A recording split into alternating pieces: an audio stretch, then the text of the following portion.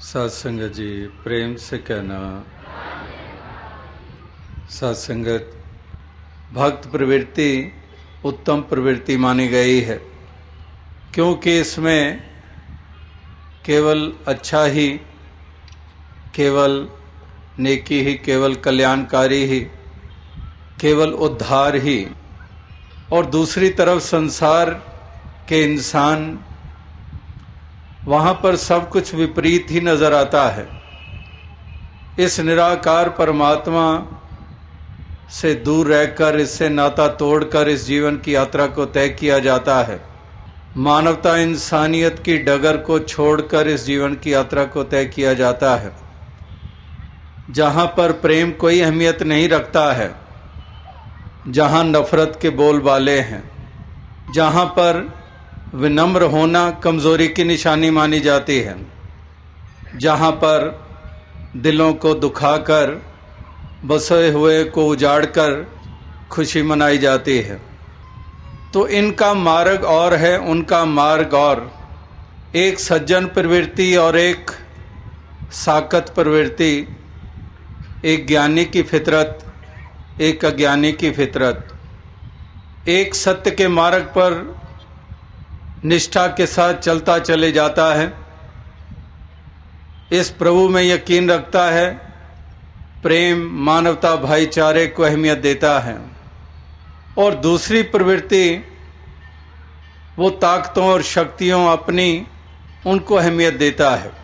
हमने अनुकरण करना है, अनुसरण करना है उनका, जो युगों युगों से ये दर्शाते आए कि इंसान तेरा भला किसमें छिपा हुआ है। वो मार्ग बताते आए हैं, उन्हीं का अनुकरण करना, उन्हीं का अनुसरण करना, जहाँ पर तुझे मंजिल मकसूद प्रदान कर देगा, जहाँ पर तेरी आत्मा का कल्याण हो जाएगा, वहाँ पर तेरे जीवन को भी एक ऐसी सुंदरता प्राप्त हो जाएगी कि जिसका मन चंगा तो कठौती में गंगा, कि वो सुंदरता मिल जानी, यानी कि वही सज्जन प्रवृत्ति तुझे प्राप्त हो जाएगी, वो संत प्रवृत्ति तुझे प्राप्त हो जाएगी। और उसके लिए साधन ये एक परमात्मा ईश्वर निराकार का बोध, जिसको हम रियलाइजेशन कहते हैं, यही एक साधन बनता है। और उसके परिणाम कि आत्मा को भी बोध हो जाता है और मन भी रोशन हो जाता है। मतलब कि परलोक भी और लोक भी दोनों हमारे सवर जाते हैं, दोनों जहानों की बाजी हम जीत लेते हैं। तो ये रास्ता, ये मार्ग, ये महापुरुषों ने, संतों ने युगों युगों से इंसान के समक्ष रखा है। अपने बोलों के द्वारा भी, अपनी वाणी के द्वारा भी उसी तरफ अग्रसर होने की प्रेरणाएं दी हैं, और खुद उसके ऊपर चलकर मिसाल बने हैं। वो मार्ग प्रदर्शित किया है उसी रास्ते पे चलते हुए। तो इंसान पे निर्भर करता है कि उसने कौन सा मार्ग चुनना है। सिलेक्शन इंसान ने करनी है।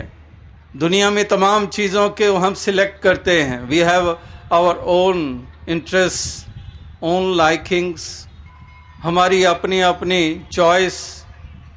एक ही घर में 5 सदस्य, हर किसी की अपनी अपनी चॉइस, हर किसी की अपनी अपनी पसंद, अनेकों अनेकों रूपों में, बल्कि हर एक चीज़ में अलग अलग हो सकते हैं। कहीं पर 1-2 सदस्यों में कॉमनैलिटीज़ हो सकती हैं, लेकिन फिर हम पे ही निर्भर करता है कि हमने क्या चुनना है। इसी प्रकार से रेडियो स्टेशंस भी ब्रॉडकास्ट करते हैं। कहीं पर कहीं हेल्दी डिस्कशंस चल रही होती हैं, वो देखना पसंद करता है, सुनना पसंद करता है। कोई कुछ सुनना चाहता है, कोई कुछ सुनना चाहता है।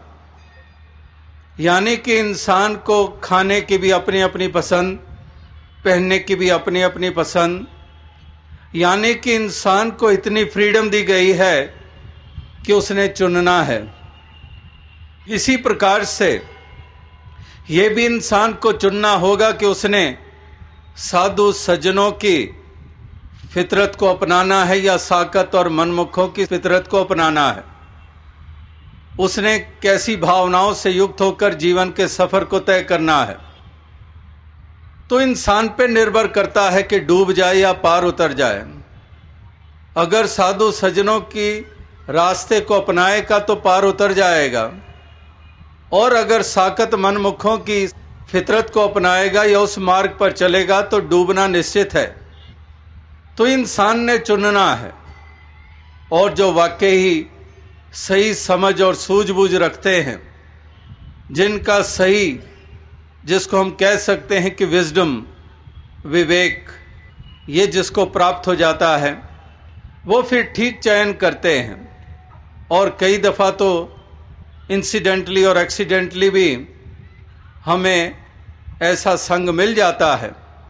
भाव नहीं होता है कि ऐसों का संग कर लें, उनके नज़दीक भी जाना पसंद नहीं है संतों महापुरुषों के, लेकिन कोई ना कोई फैक्टर ऐसा बन जाता है कि उनके करीब आन खड़े होते हैं और हमारा कल्याण हो जाता है। कहाँ पर इंटेंशनल या अनइंटेंशनली हम संतों महापुरुषों के संग में आ जाते हैं तो हमें वो मार्ग मिल जाता है, वो रास्ता मिल जाता है, और फिर वो रास्ते में ही भगाते नहीं रहते हैं सारी उम्र भर। वो मंजिल मकसूद प्रदान कर देते हैं कि जो संत तुकाराम जी ने पाया और पाने के लिए प्रेरणाएं दी हैं।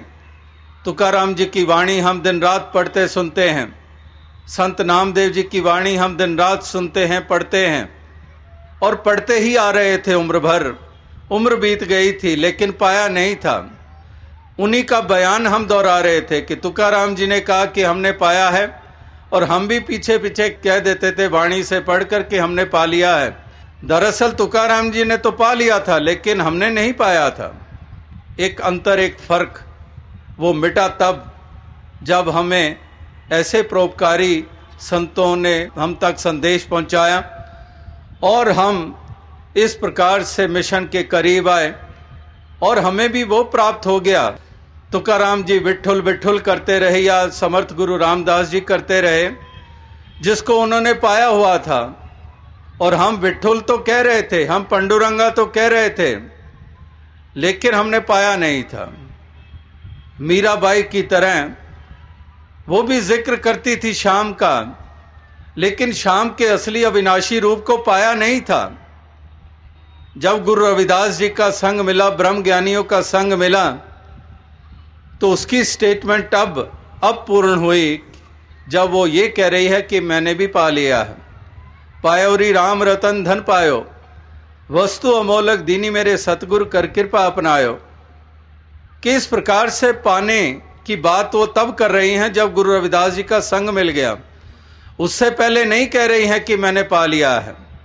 ना ही बुल्ले शाह जी, जब तक शाह इनायत जी का संग नहीं मिला था तब तक बुल्ले शाह जी का ये स्टेटमेंट नहीं था। तब तक तो वही कह रहे थे, मान रहे थे कि अल्लाह परमात्मा, इसको दूर मानते थे, इसको किसी एक दिशा की तरफ मानते थे। लेकिन जब इनायत शाह जी का संग मिला, उन्होंने हकीकत सामने रखी, जब ये बोध करा दिया, ये रियलाइज करा दिया, ये अवेयरनेस ले आए, तो बुल्ले शाह जी भी कह रहे हैं कि मैंने पा लिया है। पाया है किछ पाया है, मेरे सतगुर अलख लखाया है। जो अलख है ये लखा दिया है, जिसके बारे में हम कहते हैं कि इसको जान ही नहीं सकते हैं, वो जना दिया है। अगर जानना मुमकिन ही नहीं है तो वेदों शास्त्रों में क्यों प्रेरणा दी गई है कि जान लो? क्या लिखने कहने वाले ये नहीं जानते थे? One thing which is impossible, then why so many scriptures are saying that achieve which is to be achieved? No God ye worship. If knowing is impossible, then why the need to write in Bible, or for that matter in any other scripture, one thing that is impossible? ऐसी ऐसी मान्यताओं से हम युक्त है क्योंकि जानते नहीं हैं। और महापुरुष कह रहे हैं कि जानो। No God ye worship means that worshipping is not enough. People are worshipping day in and day out without knowing. That's why Lord Jesus Christ had to say, "No God ye worship." If worshipping was enough, the next line was not supposed to be said, that no God. The first line, no God. Then Lord Jesus Christ would have just praised, okay, you are worshipping, all applause for you. नहीं, उन्होंने देखा कि अभी भी भ्रम और भ्रांतियों में people are reciting the name of God, Lord Almighty, without knowing its true entity, the imperishable, the formless, जो भगवान कृष्ण भी कह रहे हैं, ना जन्मता है ना मरता है, प्रलय के साथ प्रलय नहीं, उत्पन्न के साथ उत्पन्न नहीं, जिसको हवा सुखाती नहीं, उड़ाती नहीं, जिसको आग जलाती नहीं, जो निर्लेप है, ऐसे परम अस्तित्व को जान पाते हैं जब ब्रह्म ज्ञानियों का संग। तो मीराबाई भी कह रही है कि पा लिया है अब मैंने। पहले मैं भी शाम के नाम का रटन करती थी, मैं भी मगन थी उसकी धुन में, लेकिन वो तो एक आकृति थी, एक जिस्म कभी संसार में हुआ था, अब उसकी मूर्ति के रूप में मैं बालपन की अवस्था से साथ रखती हूं। मेरी लगन भी है, मेरा प्रेम भी है, लेकिन जो असली रूप है, जो रियल सेल्फ अविनाशी, अगर उन गुरु पीर पैगंबरों का हम रियल सेल्फ अविनाशी कहते हैं, मानते हैं, उसको जानना जरूरी है। तो फिर हमारा भी तो एक सेल्फ है, हमारा भी तो एक अस्तित्व है, रियल सेल्फ। इसीलिए सेल्फ रियलाइजेशन, कि अपने आप को भी जानना, हमारे भी, अगर उनका असली रूप अगर हम जिस्म या मूर्ति नहीं मान रही है मीराबाई, तो हम भी ये जाने कि हमारा भी रियल सेल्फ हमारे ये जिस्म नहीं है। अपने इस सेल्फ जो जिस्मों के रूप में है, इसकी पहचान तो हमें कब की हो गई। आईने में, शीशे में देखते हैं अपनी शक्ल, कहीं कोई तस्वीर खींच के हमारी सामने ले आए, या हम कहीं देख ले अपनी तस्वीर अखबार में छपी है या किसी वॉल के ऊपर वो तस्वीर लगी हुई है, झट से देख के कह देते हैं मेरी तस्वीर है। अपने शक्लो सूरत से तो वाकिफ है, लेकिन जो जानना है, जो रियल सेल्फ, सेल्फ रियलाइजेशन जो शब्द जुड़ा हुआ है, वो है मेरा असली अस्तित्व आत्मा के रूप में, जो इस परमात्मा की अंश है। मेरा रियल सेल्फ कोई ये नहीं है कि मैं कन्नड़ हूँ, कि मैं तेलुगु हूँ, मैं पंजाबी हूँ या सिंधी हूँ या गुजराती हूँ, मैं अमेरिकन हूँ या जापानीज़ हूँ, मंगोलियन फीचर्स वाला हूँ या आर्यन फीचर्स वाला हूँ। ये मेरा रियल सेल्फ नहीं है। तो हकीकत और सच्चाई, इसको जना देते हैं भक्तजन, एक सत्य का बोध करा देते हैं। इसलिए आज भी यही आवाज दी जा रही है कि तुम भी जान लो कबीर जी की तरह, जो नामों से अब आगे निकल गए हैं। समय था जब वो भी नामों तक सीमित थे, वो भी इस हकीकत से अनजान थे, लेकिन अब जब गुरु का संग मिल गया, ब्रह्म ज्ञानियों का संग मिल गया, अब फर्क आ गया। जैसे बुल्ले शाह जी पहले ये मानते थे कि नहीं जाना जा सकता, कौन जान सका है, और जब हिस्से में आ गई ये जानकारी, तो अब बुल्ले शाह जी कह रहे हैं कि बुलिया रब दा की पाना, इधरों पुटना तो इधर लाना। जैसे एक किसी खेत के हिस्से में कोई ऐसे, जैसे पैडी भी हम देखते हैं, जो पहले उसको पनीरी लगाई जाती है एक टुकड़े में, और वहीं से उखाड़ उखाड़ कर हम खेत के दूसरे हिस्सों में लगाना शुरू कर देते हैं जब हम वो पैडी लगाते हैं। इसी प्रकार से बुल्ले शाह जी ने भी अब कहा कि बुलिया रबदा की पाना, इधरों पुटना ते इधर लाना। So simple, so easy. अब क्यों कह रहे हैं? क्योंकि अब वो प्राप्ति हो गई, वो जान लिया। उससे पहले उम्मीद भी नहीं कर सकते थे कि बुल्ले शाह जी ये कहेंगे, और ना ही उन्होंने कहा। कबीर जी से भी उम्मीद नहीं कर सकते थे कि पहले वो ये बात कह पाते, क्योंकि ब्रह्मज्ञानी का संग नहीं मिला था। और जब संग मिल गया तो कबीर जी कह रहे हैं कि बैठा पंडित पढ़े पुराण, बिन देखे का करे बखान, तू कहे कागज की लेखी, मैं कहूं आंखन की देखी। कि तुम केवल जो स्क्रिप्चर्स में लिखा हुआ है केवल पढ़ के इसका बयान दे रहे हो, लेकिन मैं कहूं आंखन की देखी। तुम में और मुझ में अब फर्क है। पहले मैं भी तुम जैसा, लेकिन अब एक क्रांति घटित हो गई है। अब मैं केवल लिखी हुई नहीं कह रहा, अब मैं देखी हुई कह रहा हूं। तो वही बात आज भी महापुरुष दोहरा रहे हैं कि हम भी जरा गौर करें, हम भी जरा सोचें।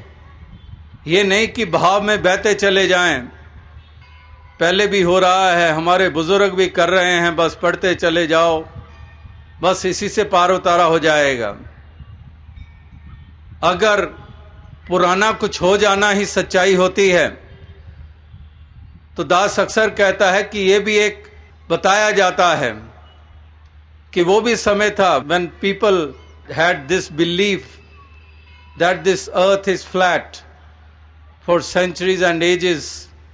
This was the strong belief and people considered this earth as a flat mass.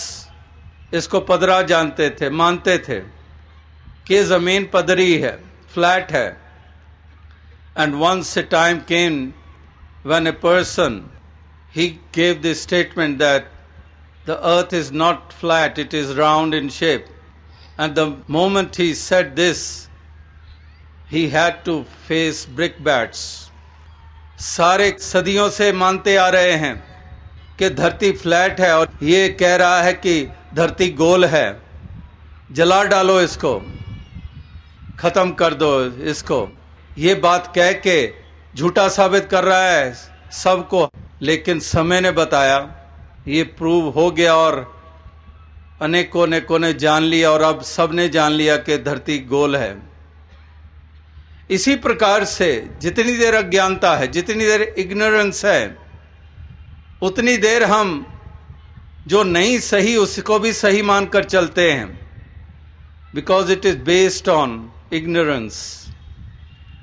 लेकिन जहां पर रियलाइजेशन होती है वहां पर अनुमान पे आधारित मान्यता नहीं होती है, beliefs on the based of ignorance नहीं होती। अब वो बिलीव्स जो हैं वो बेस्ड ऑन नोइंग, वो knowledge based, the true knowledge of the true self. इस प्रकार से ऐसे परमात्मा ईश्वर, इस निराकार पारब्रह्म परमात्मा को जानना ये लाजिम बताया है। इसीलिए पैगाम दिए चले जा रहे हैं, इसलिए संदेश दिए चले जा रहे हैं, इसलिए ये आवाज़ ये दोहराते चले जा रहे हैं कि इंसान तुम भी ज़रा गौर करो, तुम भी विचारो कि कहीं तुम भी उन्हीं मान्यताओं से युक्त होकर एक बहाव में बहते तो नहीं चले जा रहे हो, और नतीजा ये निकलेगा कि सारी उम्र बीत जाएगी, ये तुम्हारी जीवन की यात्रा समाप्त हो जाएगी, वो भी एक दिन आ ही जाएगा, और सारी उम्र तुमने बिता दी, वो इल्यूमिनेशन, वो लौ नहीं जगी, वो ज्ञान का दीपक नहीं जगा, अंधकार में ही सारा समय बिता दिया और यहाँ से रुखसत हो गए संसार से। आत्मा को वो हासिल ना हुआ जिसके कारण कल्याण होना था। अगर वही हासिल नहीं हुआ आत्मा को, तो आत्मा को कहाँ पर सैल्वेशन, कहाँ मोक्ष, कहाँ मुक्ति? फिर तो वो जकड़ी रहेगी जन्म मरण के बंधन में, अनेकों शरीरों को धारण करती चली जाएगी। जिस प्रकार से भगवान कृष्ण ने कहा कि आत्मा शरीर धारण करती है, जैसे हम हमारे जिस्म वस्त्रों को धारण करते हैं। जब हम भी वस्त्र पहनते हैं, सुबह ऑफिस में जाने के वक्त या कॉलेज जाने के वक्त कोई और वस्त्र होते हैं, कहीं पर किसी पार्टी में जाना हो तो हमारे वस्त्र कुछ और होते हैं, कहीं हम जब सोने के लिए जा रहे होते हैं तो हमारी अटायर कुछ और हो जाती है, हम स्लीपिंग सूट में आ जाते हैं।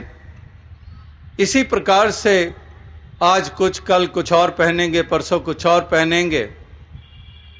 तो इसी प्रकार से जैसे हमारे शरीर वस्त्र बदलता रहता है, तो भगवान कृष्ण कहते हैं कि आत्मा को भी वस्त्र मिलता है, वो भी बदलते रहते हैं वस्त्र, यानी कि शरीर बदलते रहते हैं। लेकिन साथ ही साथ भगवान कृष्ण अर्जुन को ये भी बता रहे हैं कि जो हकीकत सच्चाई को जान लेता है, जो मुझ अविनाशी को मेरे असली रूप में जान लेता है, उसको मोक्ष मुक्ति मिल जाती है और उसका chain of births and rebirths that's broken, वो चेन अब टूट जाती है। अब उस आत्मा को मोक्ष मुक्ति मिल गई। तो इसलिए इस जन्म को कितना अहम माना गया है कि बड़े भाग्य मानुष तन पावा, सुर दुर्लभ सब ग्रंथ ही गावा, कि तमाम ग्रंथ वेद शास्त्र कह रहे हैं कि ये जन्म दुर्लभ है, ये बार बार हाथ नहीं आता।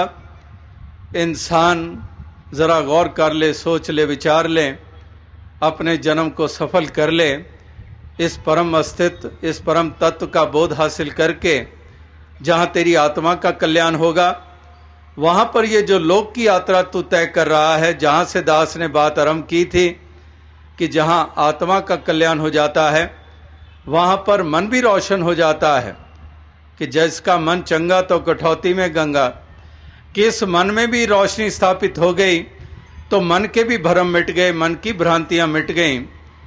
अब हकीकत और सच्चाई स्थापित हो गई और मन में अब नफरत नहीं, अब प्रेम का भाव है।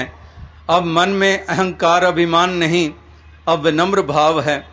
अब मन संकीर्ण नहीं है, अब दिल विशाल हो गया है।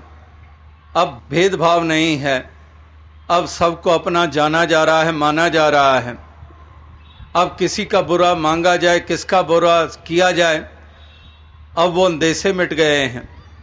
इस प्रकार से ये रूपांतरण हो गया और ये लोक की यात्रा भी हमने जब तय की तो वो औरों के लिए वरदान हो गई, वो औरों के लिए भी सुखद हो गई।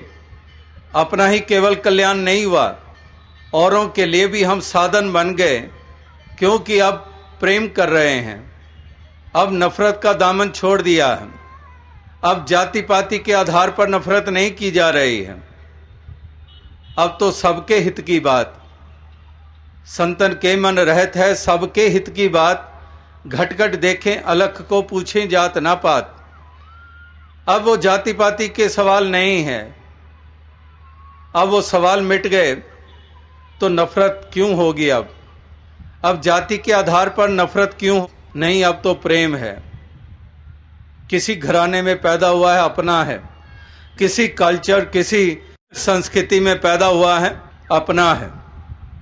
कोई भी भाषा बोलता है, अपना है। ना को बैरी ना ही बेगाना, सगल संग हमको बने आई। कि ना कोई बैरी है ना कोई बेगाना है, सगल संग हमको बने आई, कि सारे अपने हैं। तो इस प्रकार से वो भाव अब इस मन में पैदा हो गए हैं और उसी के अंतर्गत ये जीवन का सफर तय हो रहा है। तो वो कल्याणकारी है जीवन हमारा, वो सफर तय किया हुआ हमारा वो एक कल्याणकारी है। शोभा हम भी प्राप्त कर लेते हैं ऐसा जीवन जी के, औरों के लिए भी कल्याणकारी बन गए हैं, क्योंकि अब किसी को चोट नहीं दे रहे हैं। पहले तो हम पत्थर के समान हर किसी को जख्म देते चले जा रहे थे, लेकिन अब वो पत्थर नहीं रहे हैं, अब हम मरहम का रूप बन गए हैं। अब उल्टा हम जख्म भरने वाले बन गए हैं। पहले हम पत्थर बन के जख्म दे रहे थे, लेकिन अब मरहम का रूप बन गए हैं। अब हम उन जख्मों से दूसरों को राहत देने वाले बन गए हैं। तो ये क्रांति सबसे बड़ी क्रांति जिसके जीवन में भी घटित हो जाए, यही सबसे बड़ी क्रांति माना गया है। ठीक है, क्रांतियां हुई हैं, रेवोल्यूशंस हुई हैं, कहीं पर इंडस्ट्रियल रेवोल्यूशन हुई, कहीं पर ग्रीन रेवोल्यूशन हुई, कहीं पर किसी और रूप में रेवोल्यूशन हुई, और हमने कहा किस रेवोल्यूशन के बाद अब क्या क्या उसमें से हमें प्राप्त हो गया है। लेकिन वो फिर कहीं ना कहीं पर वो सब मटीरियलिस्टिक रूप में सामने रही हमारे, जिससे हमने कुछ अचीव किया, कुछ प्रोग्रेस हुई, कुछ हमें साधन ज़्यादा उपलब्ध हो गए उन रेवोल्यूशंस के कारण। लेकिन ये क्रांति सबसे बड़ी क्रांति मानी गई है, जिसके जीवन में भी घटित हो जाए तो उसका उद्धार भी हो जाता है और वो औरों के लिए वरदान भी हो जाता है। और ये क्रांति घटित हो जाना मतलब कि ज्ञान के उजाले में स्थापित हो जाना, एक साकत प्रवृत्ति से उभरकर एक सज्जन प्रवृत्ति में स्थापित हो जाना, एक नफरत से निकलकर प्रेम में स्थापित हो जाना, एक कांटे थे अब सुंदर फूल का रूप बन गए, ये क्रांति घटित हो गई। इस प्रकार से ये जिस जिसके जीवन में घटित हो जाता है वो ही अपने जीवन को सफल कर लेता है, अपना उद्धार कल्याण कर लेता है। वो अब दूसरे को नीचा नहीं मान रहा है, अब वो अपने आप को अदना मान रहा है, क्योंकि हम्बल हो गया है। आपस को जो जाने नीचा सही गनिए सबते ऊंचा। जो अपने आप को नीचा मान रहा है, निमाना मान रहा है, वही सबसे ऊंचा हुआ करता है। ये महापुरुषों ने बताया है। अब वो दूसरे को नीचा नहीं बताता है, जैसे कि संसार भर में हो रहा है। हर कोई एक दूसरे को नीचा बता रहा है कि मैं ऊंचा हूं, तुम नीचे हो। ये हर कोई इसी दौड़ में लगा हुआ है कि कौन किसको नीचा दिखा सकता है, और अपने आप को सूझवान और श्रेष्ठ मानकर चलता है। होता नहीं है, लेकिन भ्रम में है, इसलिए मानकर चलता है।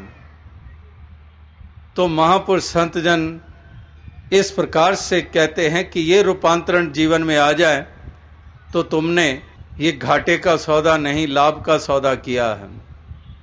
तो आओ साध संगत, दास और अधिक शब्दों का सहारा ना लेता हुआ यही अरदास, यही प्रार्थना करेगा कि दातार कृपा करे कि सभी को ही ऐसी जागृति प्राप्त हो, सभी इस बात को समझें, ये एहसास करें, हकीकत को जाने, सच्चाई को जाने, इस सच्चाई का बोध हासिल करके अपने आप की सच्ची पहचान कर लें, और इस प्रकार से ऐसे सुंदर गुणों से युक्त होकर इस जीवन के सफर को तय करते चले जाएं। यही शुभकामना, यही प्रार्थना है। साध संगत जी, धन्य।